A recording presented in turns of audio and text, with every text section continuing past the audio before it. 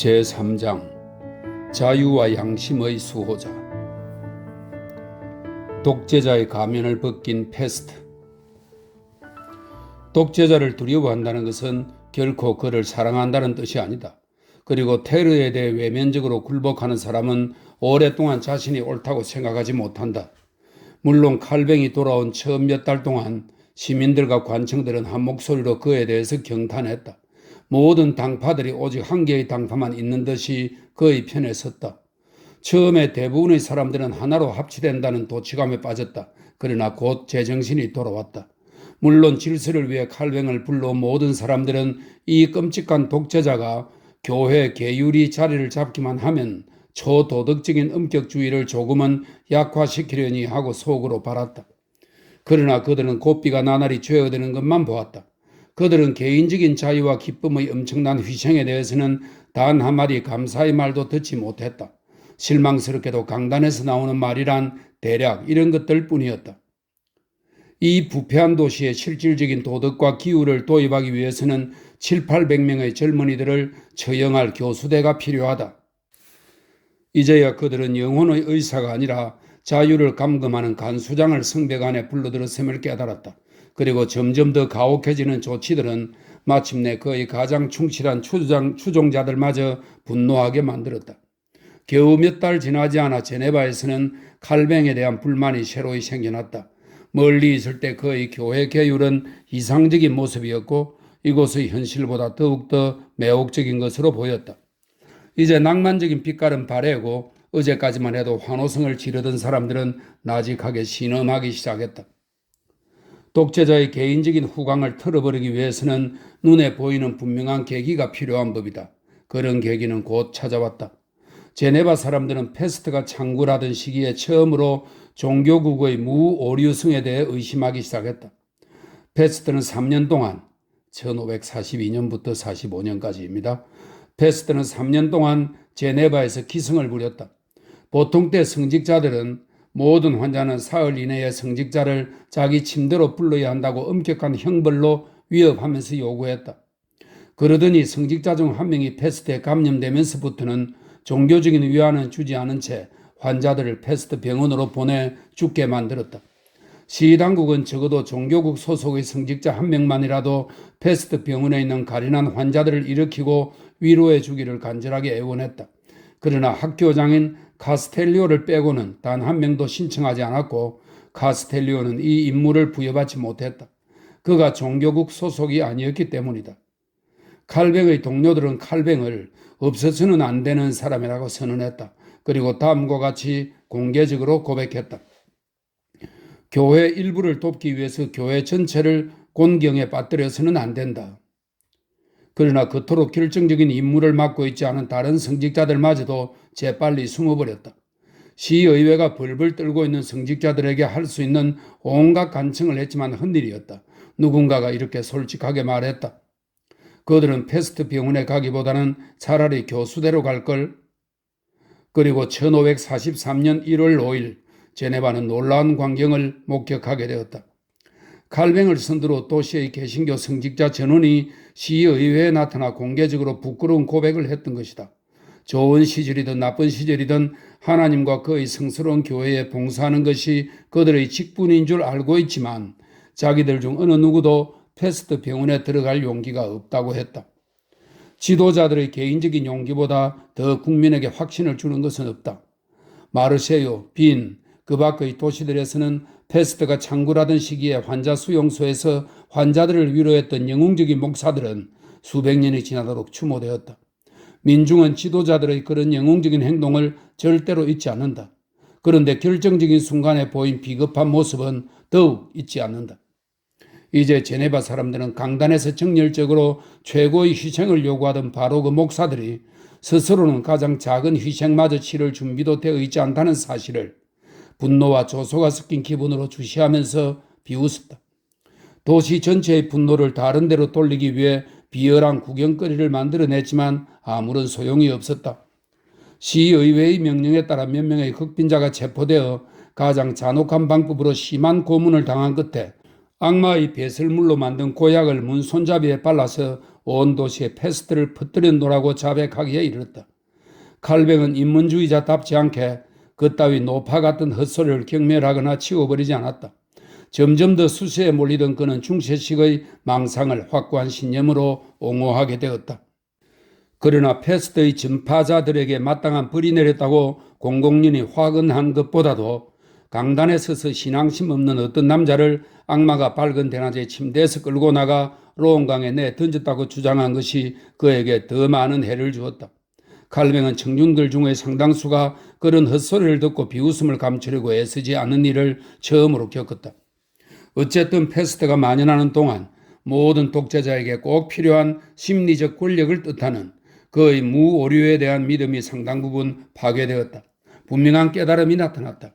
저항은 점점 더 격렬해지면서 널리 퍼져나갔다. 칼뱅에게는 다행스러운 일이었지만 그것은 널리 퍼지기만 할 뿐 한 곳으로 모이지는 않았다.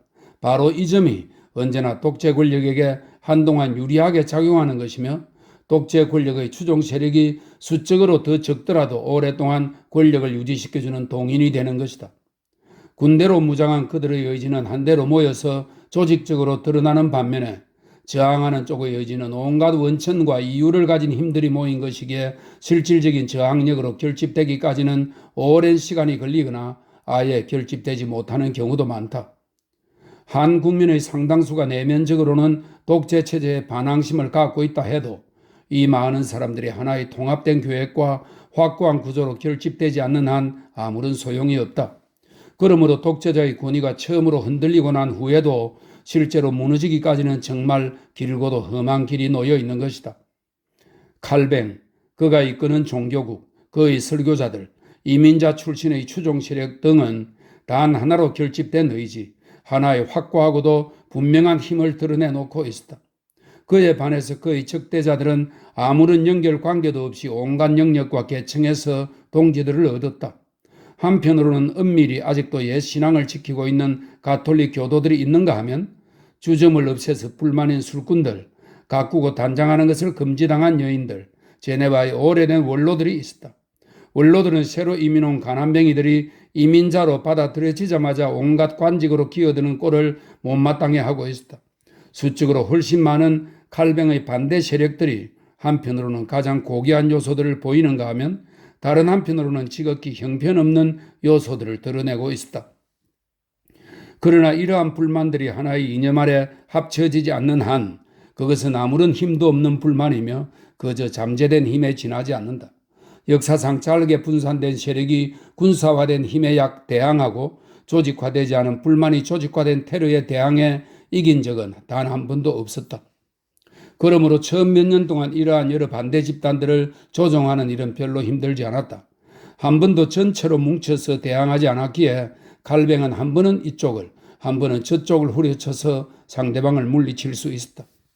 이념적인 인간에게 진짜로 위험한 것은 다른 사상을 가지고 자기에게 맞서서 대항하는 인간뿐이다. 명석하고도 의심 많은 눈을 가진 칼뱅은 이 사실을 금세 알아차렸다. 그는 첫 순간부터 마지막 순간까지 어떤 적대자를 만나도 이 한 사람, 정신적으로나 도덕적으로 자기와 대등하고 자유로운 양심의 온갖 정열을 다해 자신의 정신적 독재 권력에 대항한 이 인물보다 더 두려운 상대방을 보지 못했다. 바로 세바스티안 카스텔리오였다. 자유로운 양심 카스텔리오. 오늘날 카스텔리오의 초상화는 단 한 장 남아있다. 그것도 중간 수준 정도의 초상화일 뿐이다. 이 초상화는 높고 훤히 트인 이마 밑으로 자유롭고 참된 눈을 가진 매우 정신적이고 진지한 얼굴을 보여준다. 그러나 그 이상은 말해주지 않는다. 그것은 한 인물의 내면을 보여주는 그림은 아니지만 이 인물의 가장 본질적인 특성을 분명하게 보여주고 있다. 즉, 그의 내면의 확고함과 균형 감각이다. 서로 적대자인 칼뱅과 카스텔리오의 초상을 나란히 놓고 보면 훗날 정신적인 영역에서 그토록 첨예하게 부딪히게 될 대립을 분명히 찾아볼 수 있다. 칼뱅의 얼굴은 긴장 그 자체다. 초조하고도 고집스럽게 분출을 노리고 있는 경련적이고 병적으로 응집된 에너지를 보여주는 반면 카스텔리오의 얼굴은 온화하고 침착하게 기다리는 얼굴이다. 한 사람의 눈길은 불덩어리고 다른 쪽은 평온하다. 참을 성급섬이 끈기에 맞서 있고 튀어오르는 열의가 끈질긴 신념에 맞서 있다. 광신주의가 인문주의에 맞서 있는 것이다. 카스텔리오의 어린 시절은 그의 외모만큼이나 알려져 있지 않다.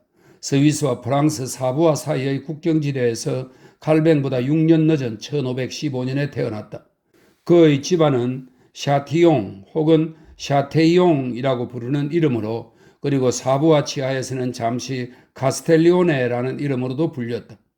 그가 어머니에게서 배운 말은 이탈리아어가 아닌 프랑스어였던 듯하다. 물론 얼마 지나지 않아서 라틴어가 그의 일상어가 되었다. 카스텔리오는 1520년대에 리옹 대학 학생으로서 라틴어와 그리스어, 헤브라이어를 외에도 프랑스와 이탈리아어를 배웠다. 이에 더해서 그는 뒷날 도이치어도 배웠다. 그리고 그의 열의와 지식은 다른 모든 학문 영역에서도 광범위한 평판을 얻어서 인문주의자들과 신학자들은 한 목소리로 그를 당시의 가장 뛰어난 학생 중 한 사람으로 꼽았다. 이 젊은 학생을 맨 처음 유혹한 것은 음악이었다. 그는 용감하지만 몹시 가난해서 개인교사로 입에 풀칠했다. 여러 편의 라틴어 시와 저술들은 이때 나온 것이다. 그러나 얼마 지나지 않아서 이미 지나가버린 과거를 향한 것보다 훨씬 강한 정열이 그를 사로잡았다. 그는 시대의 새로운 문제들에 대해 깊은 관심을 가졌다. 역사적으로 볼 때 고전 인문주의는 짤막하고 영광스러운 절정을 맛보았다. 그것은 르네상스와 종교개혁 사이에 몇십 년 동안 계속되었다. 이 기간 동안 젊은이들은 고대 그리스와 라틴의 고전파를 갱신하려는 희망과 체계적인 교육을 통해 세계를 구해보려는 희망을 가졌다. 그러나 이 시대의 가장 정열적이고 우수한 인물들은 얼마 지나지 않아 낡은 파피루스에 기록된 키케로나 루키티데스를 새로이 해석하는 일은 노인들이나 할 하찮은 일이라고 여기게 되었다. 그 대신 독일에서 불길처럼 번져나온 종교혁명이 수많은 사람들의 영혼을 사로잡았다. 얼마 지나지 않아서 모든 대학에서 플라톤이나 아리스토텔레스보다는 구교와 신교에 대해서 더 많은 토론을 벌이게 되었다. 교수와 학생들은 유스티나누스 법전 대신 성서를 연구했다. 훗날 정치적인 운동, 민족주의 운동 혹은 사회주의 운동이 번성하는 시기에도 나타나는 현상이지만 16세기의 유럽의 모든 젊은이들은 당대의 종교적인 이념들에 대해 함께 생각하고 함께 이야기하고 동참하려는 끊임없는 열의에 사로잡혀 있었다. 카스텔리오도 그러한 열정에 사로잡혔으며 그의 인문주의적인 천성과 개인적인 체험 하나가 결정적인 역할을 했다. 리옹에서 처음으로 이단자 화형식을 보았을 때 한편으로는 종교재판의 잔혹성이, 다른 한편으로는 희생자들의 용감한 태도가 그의 영혼의 가장 깊숙한 곳에 새겨졌다. 그날부터 그는 자유와 해방이라고 생각되는 새로운 종교를 위해 살고 그 종교를 위해 투쟁하기로 확고하게 결심했다. 25살 청년이 마음속으로 종교개혁의 편에 서기로 결심한 순간부터 프랑스에서의 그의 삶은 위험한 것으로 변했다. 하나의 국가 혹은 체제가 신념의 자유를 폭력으로 억압하면 양심의 유린에 굴복하지 않으려는 사람들에게는 언제나 세 가지 길만이 남는다. 첫째로, 국가의 테러에 공공연히 맞서서 순교자가 되는 길이다. 베르켄가와 에티엔 돌레가 이 가장 용감한 저항의 길을 택해서 화영장의 장작더미 위에서 저항의 대가를 치렀다. 둘째는 내면의 자유와 자신의 생명을 모두 보호하는 방법으로 겉으로는 굴복하면서 자신의 의견을 감추는 것이다. 이것은 에라스무스와 라블레의 방식이었다. 그들은 교회 및 국가와 겉으로는 평화를 유지하면서도 학자의 외투를 입거나 혹은 어릿광대의 탈을 쓰고 뒤에서 폭력을 향해 도가사를 쏘아보냈다. 오디세이의 방법으로 강계를 써서 잔인한 힘을 속이고 폭력을 피하는 교묘한 방식이었다. 셋째는 이민을 떠나는 것이다. 자신들을 괴롭히고 추방하는 나라를 떠나 내면의 자유를 유지한 채로 자유롭게 숨쉴 수 있는 다른 땅으로 가는 방법이다. 올곧지만 온유한 성품을 지닌 카스텔리오는 칼뱅처럼 가장 평화로운 세 번째 방법을 선택했다. 그는 고통스러운 심정으로 리옹에서 개신교 순교자들의 화형식을 목격한 직후인 1540년 봄에 고향을 떠나서 이제부터는 오직 개신교 신앙의 사도이며 전파자가 되기로 결심했다. 카스텔리오는 스트라스부르로 향했다. 대부분의 종교적인 망명자들처럼 칼뱅 때문이었다. 칼뱅은 기독교 강요 서문에서 아주 용감한 태도로 프랑스와 1세에게 종교적 관용과 신앙의 자유를 요구했기 때문에 아직 젊은 나이였지만 프랑스 젊은이들 사이에서 개신교 신앙의 전달자이자 기수로 여겨지게 되었다. 같은 이유로 쫓기게 된 이 도망자들은 강력하게 자신의 요구를 발언하고 목적을 달성하는 방법을 알았던 칼뱅에게서 삶의 과제를 얻고자 했다. 열광적인 학생의 태도. 설명입니다. 카스텔리오는 그의 자유로운 천성에 따라 칼뱅을 정신의 자유를 수호하는 인물로 여겼다. 열광적인 학생의 태도로 카스텔리오는 스트라스부르에 있는 칼뱅의 집으로 곧장 찾아갔고 그곳에서 칼뱅의 아내가 새로운 신앙을 위한 미래의 전도자들을 위하여 운영하고 있던 학생 숙소에 일주일 동안 머물렀다. 그러나 희망했던 대로 친밀한 만남은 이루어지지 않았다. 칼뱅이 보름스와 하게나우의 공의회에 곧 소환되었기 때문이다. 최초의 만남은 이렇게 제대로 이루어지지 않았다. 그러나 당시 24살이던 카스텔리오가 이미 결정적인 인상을 남겼다는 사실이 곧 입증된다. 칼뱅이 제네바에 다시 돌아가기로 결정하자마자 파렐의 제안에 따라 그리고 의심의 여지 없이 칼뱅의 승인에 따라 이 젊디 젊은 학자가 제네바 학교의 교사로 초빙된 것이다. 교장이란 확실한 칭호가 부여되었고 2명의 보조교사가 그에게 소속되었으며 또한 그가 바라던 대로 제네바의 교구인 방되브르 교회에서 설교하도록 결정되었다. 카스텔리오는 이러한 신뢰를 완전하게 충족시켜 주었다. 교사 활동은 그에게 특별한 문학적인 성공을 가져다 주었다. 학생들의 라틴어 학습을 흥미롭게 만들기 위해 카스텔리오는 신구약 성서 중에서 가장 재미있는 이야기들을 라틴어 대화 형식으로 바꾸었다. 제네바 어린이들을 위한 자습서 정도로 여겨졌던 이 작은 책자는 세계적인 명성을 얻게 되었고 문학적이고 교육적인 성과 면에서 그것은 에라스무스의 문답서에 견줄 만한 것이었다.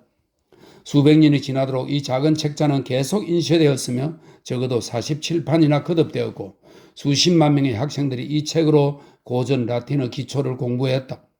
인문주의적인 노력이라는 의미에서는 단지 부수적이고 우연한 작품에 지나지 않았으나 이 라틴어 인문서는 카스텔리오를 그 시대의 정신적인 무대에 최초로 등장시킨 책이었다. 그러나 카스텔리오의 야심은 학생들을 위한 쓸모있는 안내서를 쓰는 것보다 더 높은 것을 지향하고 있었다. 자신의 힘과 학식을 그런 작은 일에 써버리기 위해 인문주의와 결별한 것이 아니었다. 이 젊고 이상주의적인 인간은 내면에 보다 큰 계획을 가지고 있었다. 그것은 어느 정도는 에라스무스의 강력한 활동과 루터의 활동을 이어받는 것이었으며 다른 한편으로는 그들을 능가하는 것이었다. 그는 성서 전체를 라틴어와 프랑스어로 번역하겠다는 원대한 계획을 세우고 있었던 것이다. 에라스무스와 루터의 창조적인 의지를 통해 인문주의 세계와 독일이 진실을 알게 되었듯이 자기 민족인 프랑스 사람들도 이 모든 진실을 알아야 한다고 생각했다. 그리고 그의 본질인 끈질기고도 조용한 신앙심으로 카스텔리오는 그 거대한 작업에 착수했다. 이 젊은 학자는 낮에는 보수가 낮은 일을 해서 가족의 생계를 위해 애쓰고 밤에는 자신의 생애를 바치기로 마음먹은 이 성스러운 계획을 이루기 위하여 열심히 일했다. 그러나 최초의 실천에서 카스텔리오는 암벽 같은 장애에 부딪혔다. 제네바의 서적상인 한 사람이 그의 라틴어 성서 번역의 제1권을 출간하겠노라고 약속했다. 하지만 제네바에서의 모든 정신적이고 종교적인 일에 관해서는 독재자 칼뱅이 그의 무제한의 권력을 가지고 있었다. 그의 동의나 허가 없이는 도시 성벽 내에서 어떠한 책도 인쇄할 수 없었다. 검열이란 언제나 독재와 한배에서 태어나는 형제이기 때문이다. 그래서 카스텔리오는 칼뱅을 찾아갔다. 한 사람의 학자가 다른 학자를, 한 사람의 신학자가 다른 신학자를 찾아간 것이다. 그리고 동료의 태도로 그에게 허가를 요청했다. 그러나 권위적인 천성은 독자적으로 생각하는 사람을 보면 참을 수 없는 반감을 느끼게 마련이다. 칼뱅이 보인 최초의 반응은 불쾌감과 거의 감출 수 없는 분노였다. 그는 한 친척이 번역한 프랑스판 성서의 서문을 썼고 그것을 어느 정도는 불가타, 이 불가타 성서는 원래 가톨릭 교회가 공식적으로 사용하는 라틴어 성서를 말합니다. 여기에서는 칼뱅 자신이 참여해서 번역한 프랑스판 성서를 개신교의 공인된 성서로 본다는 의미에서 불가타라고 표현한 것이라고 하는 설명이 있습니다. 불가타, 즉 개신교의 공인된 성서로 인정한 셈이었다. 자신이 좋다고 인정했고 어느 정도 동참한 성서 번역판을 겸손한 태도로 유일하게 올바르고 타당한 것이라고 인정하지 않고 스스로 번역을 하겠노라고 나선 이 젊은 남자는 대체 얼마나 뻔뻔스러운가?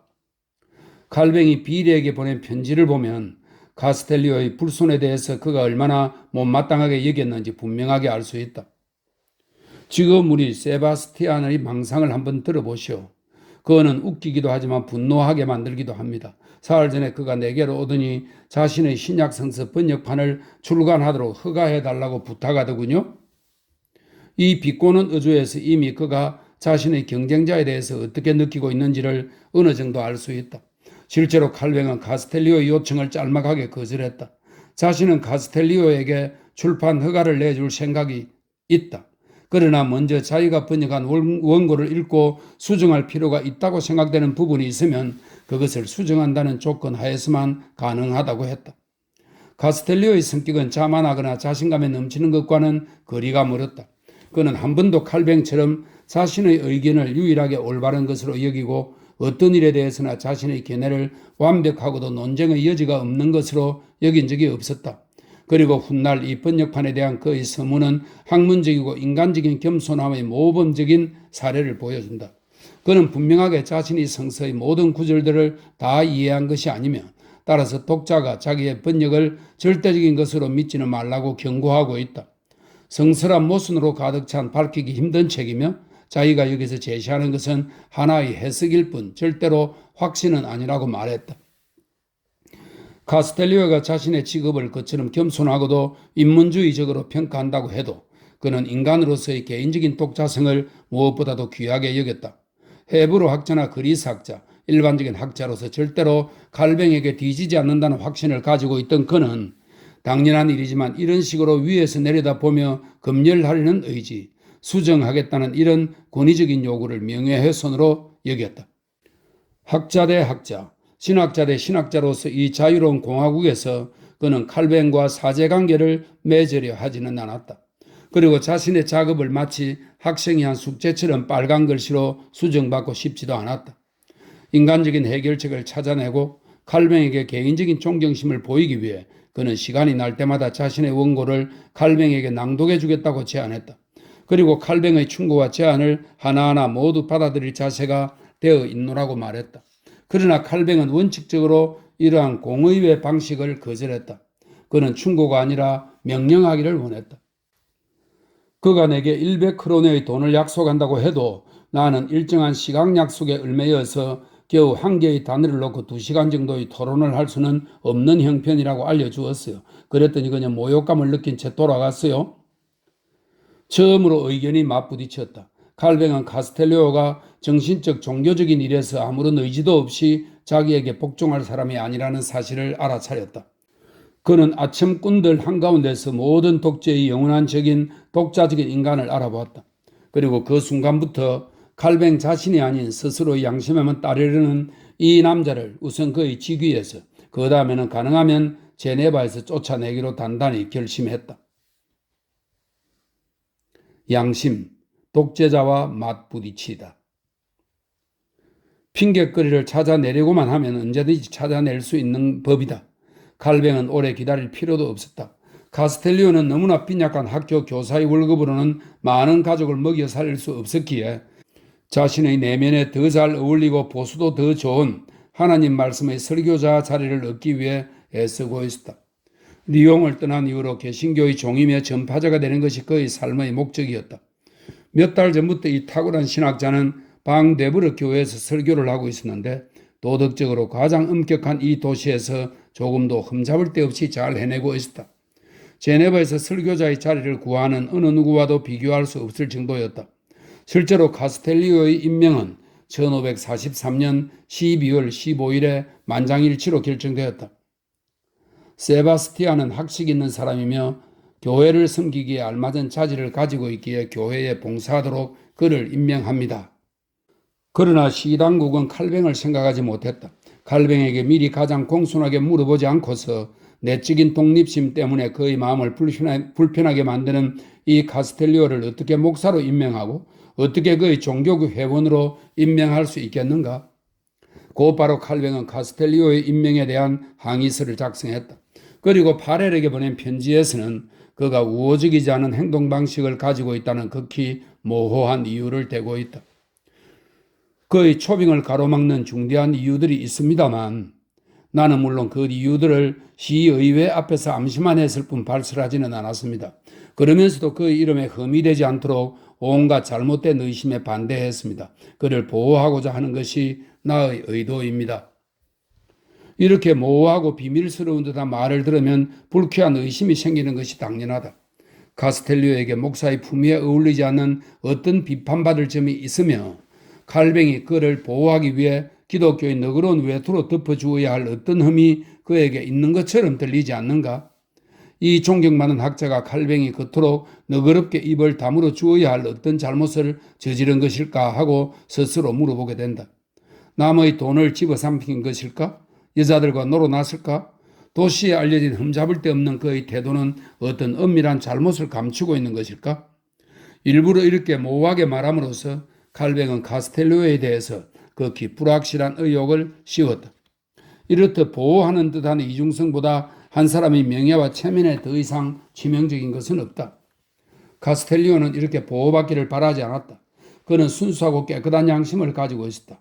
그리고 뒤에서 자신의 초빙을 방해하고 있는 사람이 칼뱅이라는 말을 듣자마자 그는 앞으로 나서서 칼뱅이 시당국에 어떤 이유로 자기의 목사직을 거절하는지 분명하게 밝혀주기를 요구했다.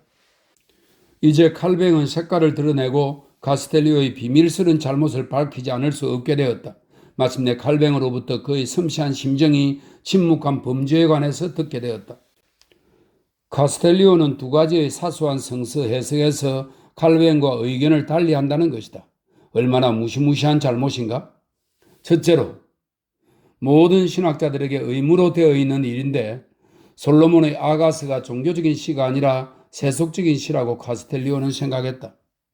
들판에서 뛰어노는 두 마리 어린 노루 같은 젖가슴을 가진 술람 아가씨에게 바치는 찬가는 어디까지나 세속적인 사랑의 노래이지 결코 교회를 찬미하는 노래는 아니라고 생각했다.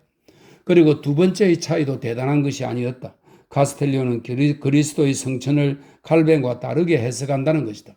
그러니까 너그럽게 침묵해 주었고 그 때문에 목사직이 거절되어야 할 카스텔리오의 범죄란 별것 아니었던 셈이다. 그러나 칼뱅 같은 사람에게는 학설에 관한 한 아주 사소한 견해 차이도 참을 수 없었다. 바로 이 점이 결정적인 이유이다. 새로운 교회의 통일과 권위를 지향하는 그의 조직적인 정신에는 가장 작은 차이도 가장 큰 차이만큼이나 위험스러운 것이었다. 칼뱅은 강력하게 세운 논리의 건물의 벽돌 한 장, 가장 작은 돌 하나도 틀림없이 제자리에 박혀 있기를 바랐다. 정치적인 삶, 도덕이나 권리라는 측면에서 그렇듯이 종교적인 의미에서도 자유의 가장 작은 형식도 용납할 수 없었다. 자신의 교회가 존속하려면 그것은 기초계획부터 최후의 가장 작은 장식에 이르기까지 권위를 가져야 했으며 누구든 이러한 지도 원칙을 인정하지 않는 사람, 즉 자유주의 정신에서 독자적으로 생각하려는 사람에게는 자리를 내줄 수 없었다. 그러므로 시의회가 카스텔리오와 칼뱅에게 의견차를 해소하기 위해서 공개 토론을 하라고 요구한 것은 쓸데없는 노력이었다. 거듭되어 풀이되는 말이지만 칼뱅은 오직 가르치려고만 할 뿐 절대로 배우거나 방향을 전환할 사람이 아니었다. 그는 어느 누구와도 절대로 토론하지 않으며 오직 명령을 내릴 뿐이었다. 그는 카스텔리오에게 우리의 의견을 따르기를 요구하고 스스로의 판단을 믿지 말고 교회의 통일과 권위에 대한 자신의 세계관을 따르라고 경고했다. 그러나 카스텔리오도 고집스러웠다. 카스텔리오에게 양심의 자유란 영혼의 최고선이었고 그는 이 자유를 위해 모든 세속적인 대가를 지불할 준비가 되어 있었다. 그는 이 별것도 아닌 두 가지 점에서 칼뱅에게 복종만 하면 자신에게 곧장 종교국의 자리가 확보되리라는 사실을 정확하게 알고 있었다. 그러나 꿋꿋하게 자신의 독립성을 지키면서 카스텔리오는 자신의 양심에 반하는 일은 약속할 수 없노라고 대답했다. 바로 이 순간 모든 사람에게 종교상의 자유를 요구하는 자유주의적 종교개혁과 정통파 종교개혁이 정면으로 부딪힌 것이다. 성과 없이 끝난 이 대결이 있은 후에 칼뱅은 카스텔리오에 대해 다음과 같이 정확하게 표현하고 있다. 우리 담화 뒤에 내가 판단한 바로는 우리 두 사람 사이에 합의가 이루어지기는 어렵다고 그가 생각한 것 같습니다. 과연 카스텔리오가 칼뱅에 대해 가진 생각이란 어떤 것일까? 칼뱅 스스로 그것을 밝히고 있다. 세바스티안은 내가 지배하려는 욕구를 가지고 있다고 생각하고 있습니다. 사실을 이보다 더 정확하게 표현할 수는 없다. 얼마 지나지 않아서 카스텔리오는 다른 사람들로 곧 깨닫게 될 일이지만 칼뱅이 독자적인 천성에 맞게 제네바에서 단 하나의 의견, 곧 자신의 견해만을 인정하려고 한다는 사실을 깨달았다. 그리고 배저나 다른 추종자들처럼 칼뱅 독트린을 글자 한자까지 종처럼 따르는 경우에만 그의 정신적 왕국에서 살아갈 수 있다는 사실도 깨달았다. 카스텔리오는 정신적 강제 통치의 이러한 감옥 속 공기를 숨쉬고 싶지 않았다. 이곳에서 개신교에 의해 또다시 양심의 통제를 받으려고 프랑스의 가톨릭 종교재판으로부터 떠나온 것이 아니었다. 새로운 도그마의 종이 되려고 낡은 도그마를 거부한 것이 아니었다.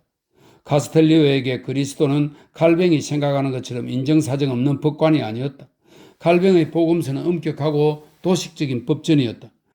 카스텔리오는 그리스도를 가장 인간적인 인간, 누구든 겸손하게 그의 방식을 쫓아 살아가야 할 윤리적인 모범으로 여겼다. 그렇다고 해서 오직 자신만이 진리를 안다고 주장하지도 않는 그런 모범이었다. 제네바에서 새로 임명된 목사들이 하나님의 말씀을 오직 자신들만 이해할 수 있는 것처럼 오만하고도 자신감에 넘쳐서 해석하는 것을 보면서 카스텔리오는 분노하지 않을 수 없었다. 이 확실한 분노가 자유로운 영혼을 짓눌렀다. 끊임없이 자신들이 거룩한 소명을 받은 것을 찬양하고 다른 사람들에 대해서는 욕직이 나는 죄인이며 무가치한 사람이라고 말하는 오만한 성직자들에 대한 분노가 그를 사로잡았다. 공식 집회에서 사도 바오로의 말씀에 대해 주석을 붙이는 중에 있었던 일이다. 우리는 큰 인내심으로 모든 일에서 하나님께서 보낸 종이라는 사실을 입증해야 한다. 그때 갑자기 카스텔리오가 벌떡 일어서더니 하나님의 종들에게 언제나 다른 사람만을 검사하고 벌주고 심판하지 말고 한 번쯤은 자기 자신을 점검해 보아야 하지 않겠느냐고 요구했다. 아마도 카스텔리오는 제네바 성직자들의 도덕적인 깨끗함이 사생활에 관해서는 청교도적이 아니라는 사실을 알고 있었던 듯하다. 그리고 한 번쯤은 이런 위선적인 오만을 공개적으로 징계할 필요성을 느꼈던 것 같다. 설명이 있습니다. 시의 기록부에서 밝혀낼 수 있다. 유감스럽게도 카스텔리오가 공박할 때 이용한 정확한 말은 칼뱅의 보고를 통해서만 알 수 있다. 그는 적대자에 대해 기록할 경우에 문장 바꾸기를 주저한 적이 없었다. 그러나 이토록 일방적인 표현 속에서도 카스텔리오가 전체적인 잘못을 고백하는데 자기 자신도 포함시키고 있다는 사실을 알 수 있다. 그는 이렇게 말했다. 사도 바오로는 하나님의 종이었지만 우리는 우리 자신에게만 봉사합니다. 그는 참을성이 있었지만 우리는 참을성이 없습니다. 그는 다른 사람들의 불의를 참고 견디었지만 우리는 죄 없는 사람들을 괴롭히고 있습니다. 이 모임에 참석했던 칼뱅은 전혀 예상하지 못했던 카스텔리오의 공격에 깜짝 놀랐던 것 같다. 정열적이고 다혈질 토론자인 루터 같은 사람이라면 곧바로 분노에 사로잡혀 타오르는 연설로 답변했을 것이다. 인문주의자 에라스무스 같은 사람이라면 아마 침착하게 학문적인 토론을 벌였을 것이다. 그러나 칼뱅은 현실주의자였으며 전략과 실용의 인물이었다. 그는 자신의 분노를 지그시 눌렀다. 카스텔리오의 말이 얼마나 강하게 참석자들의 마음에 작용했는지, 그리고 그에게 곧바로 반론을 피하는 것이 그다지 현명한 행동이 아니라는 사실을 직감했다. 그래서 아무 말도 하지 않은 채 그는 가느다란 입술을 더욱 가늘게 모았을 뿐이다. 후에 그는 이 이상스러운 자제에 대해 다음과 같이 변명했다. 순간 나는 침묵했는데 많은 낯선 사람들 앞에서 격렬한 논쟁을 벌이지 않기 위해서였다. 그렇다면 그는 친근한 사람들끼리의 모임에서 논쟁을 벌였던가? 그는 카스텔리오와 더불어 남자 대 남자로서 의견 대 의견을 놓고 맞붙었던가? 그는 종교국으로 불러서 전체적인 고소에 대해 구체적으로 이름과 사실을 대고 증명하라고 요구했던가? 그러지 않았다. 칼뱅은 정치적인 면에서 정직성을 모르는 사람이었다. 그는 비판 시도만으로도 그것을 이론상의 의견 차이일 뿐 아니라 곧바로 국가적인 범죄로 여겼다. 범죄자는 세속 관청에 출두해야 했다. 칼뱅은 그를 종교국으로 부르지 않고 도덕적인 토론을 규율 위반으로 바꾸어서 법정으로 보내버렸다. 제네바시 당국에 낸 그의 고소문은 이렇다. 카스텔리오는 성직자의 체면을 깎아내렸다. 시의회는 별로 기꺼운 마음이 아니었다. 시의회는 이러한 목사들의 싸움을 좋아하지 않았다. 마침내 누군가가 종교국의 오만에 맞서 공개적이고 열정적인 발언을 했다는 사실이 세속 관청에는 그다지 불쾌하지 않은 듯했다. 처음에 의원들은 결정을 오랫동안 질질 끌었다. 그러다가 마침내 나온 판결은 대단히 불분명한 것이었다. 카스텔리오는 구두로 훈계를 들었지만 벌을 받거나 해고되지 않았다. 다만 방되버르 교회에서 목사로 활동하는 것만은 추후 통지가 있을 때까지 임시로 정지된다고 했다. 그렇게 미적지근한 문책을 받고서 카스텔리오는 당연히 만족할 수 있었을 것이다. 그러나 내적으로 그의 결심은 더욱 확고해졌다. 그는 칼뱅처럼 폭군적인 성향을 가진 사람이 있는 한 제네바에는 자유로운 정신을 위한 자리가 없다는 사실을 다시 한번 분명히 알게 되었다. 그래서 그는 시당국에 사직을 청원했다. 그러나 이 최초의 힘겨루기 위해서 그는 상대방의 계략을 충분히 꿰뚫어 보았다. 패거를 이룬 사람들은 자신들이 정책에 유리하다고 생각되면 언제나 진실을 제멋대로 조작한다는 사실을 알았다. 자기가 남자답게 자발적으로 직위와 품위를 포기한 일에 대해 자신이 어떤 깨끗하지 못한 이유에서 직위를 잃어버렸다는 거짓 소문이 나중에 퍼지리라는 사실을 그는 너무나도 정확하게 예측했다. 그래서 제네바를 떠나기에 앞서서 이 사건에 대한 서류상의 증명서를 요구했다. 이제 칼뱅은 다음의 문안에 손수 서명해야 할 처지가 되고 말았다. 오늘날에도 이 문서는 바젤 도서관에서 찾아볼 수 있다. 오늘날 두 가지 신학상의 가벼운 의견 차이가 존재한다는 이유만으로 카스텔리오는 목사로 임명되지 않았다. 세바스티안 카스텔리오의 출발에 대해 아무도 다른 이유를 붙이지 못하도록 우리는 그가 교사직을 스스로 내놓았다는 사실을 이로써 확인한다. 이전에 그는 우리가 그를 목사의 지위에 적합한 사람이라고 판단할 정도로 일을 잘 해냈다. 그런데도 그가 목사가 되지 못한 것은 그의 태도에 그 어떤 결함이 있기 때문이 아니라 오로지 앞서 말한 이유 때문이다. 카스텔리오, 제네바를 떠나다. 유일하게 자신과 대등한 학자를 제네바에서 몰아낸 것이 칼뱅의 독재 정치에는 승리를 의미했지만 그것은 피루스의 승리였다. 극히 존경받는 학자를 떠나보낸 것이 폭넓은 계층에서 무거운 손실로 안타깝게 여겨졌기 때문이다. 카스텔리오 선생님이 칼뱅에게 부당한 대우를 받았다는 소문이 퍼져나갔다. 그리고 세계 시민적인 인문주의 분야에서는 이 사건을 통해서 제네바의 칼뱅은 오직 추종자만을 원한다는 것이 명백한 사실로 밝혀지게 되었다. 그래서 200년이나 지난 뒤에 볼테르는 카스텔리오의 억압은 칼뱅의 독자적인 태도에 대한 결정적인 증거라고 제시했다. 그가 카스텔리오에게 행한 박해를 보면 알 수 있다. 카스텔리오는 그보다 훨씬 훌륭한 학자였고 칼뱅은 질투심 때문에 그를 제네바에서 몰아냈다. 칼뱅은 비난에 대해서는 지극히 민감한 피부를 가진 사람이었다. 그는 곧장 카스텔리오 제거가 불러일으킨 일반적인 불쾌감을 감지했다. 이 유일하게 독립적인 사람을 제네바에서 몰아내는 일이 성공하자마자 이제 카스텔리오가 아무런 대책도 없이 세상을 떠돈다는 여론이 자신에게 짐이 될까봐 근심하는 마음이 그를 짓눌렀다. 실제로 카스텔리오의 결심은 절망적인 것이었다. 정치적으로 가장 강력한 개신교도의 공개적인 적으로서 그는 스위스 어디에서도 개신교 교회에서 임용될 수 없는 처지가 되었다. 그의 단호한 결심은 그를 가장 괴로운 비참함으로 내몰았다. 거지로서 배고픔을 겪으며 한때 제네바의 개신교 학교장이었던 사람이 집집마다 구걸을 하며 돌아다녔다. 앞을 내다보는 눈을 가진 칼뱅은 쫓겨난 경쟁자의 이러한 공궁이 자신에게 가장 심각한 해를 끼치리라는 사실을 알았다. 그래서 그는 쫓겨난 카스텔리오가 자기 주변을 부담스럽게 만들지 않게 되었으므로 이제는 그에게 황금다리를 만들어 주려고 애썼다. 눈에 띌 정도로 부지런하게 그는 스스로를 변명하기 위해 친구들에게 편지를 쓰고 또 썼다. 저 가난하고 공궁에 빠진 카스텔리오에게 비록 자신의 잘못으로 그렇게 되었지만 알맞은 자리를 마련해 주기 위해 얼마나 애쓰고 있는지를 편지에 적었다. 나는 그가 어디서든 아무 탈 없이 묵을 수 있기를 바라며 그러기 위해서는 내 손이라도 빌려줄 것입니다. 그러나 카스텔리오는 칼뱅이 희망하듯이 그렇게 입을 다물고 있지는 않았다. 그는 어디서든지 아주 공개적으로 자신이 칼뱅의 지배욕 때문에 제네바를 떠날 수밖에 없었다고 말하고 다녔다.